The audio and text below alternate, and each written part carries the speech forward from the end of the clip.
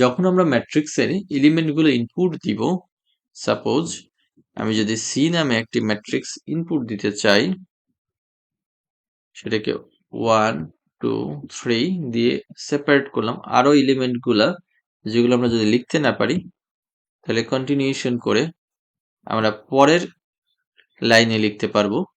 Suppose 3 2 6, এরপরে 7 6 6। এবার যদি আমরা কন্টিনিউশন করতে চাই পরের লাইনে গিয়ে আমাদের লাস্ট এলিমেন্টটা লিখে দিলাম, ব্র্যাকেট ক্লোজ করলাম।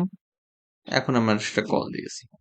সো একাধিক এলিমেন্ট ইনপুটের ক্ষেত্রে একটা লাইনের মধ্যে যখন কমপ্লিট হবে না, তখন পরের লাইনে লেখার জন্য আমরা কন্টিনিউশনের জন্য 3টা ফুল স্টপ পরপর দিতে পারি, যেটার মাধ্যমে আমাদের কন্টিনিউশন হবে। আর ম্যাট্রিক্সের ট্রান্সপোজ যদি করতে চাই, আমাদের এই ম্যাট্রিক্সটাকে কল করি। এই ম্যাট্রিক্সটাকে আমরা ট্রান্সপোজ করতে পারি সিঙ্গেল কোটেশন চিহ্নের মাধ্যমে। তাহলে ম্যাট্রিক্সটা রো এর এলিমেন্টগুলো কলামে চলে যাবে, কলামের এলিমেন্টগুলো রোয়ে চলে যাবে।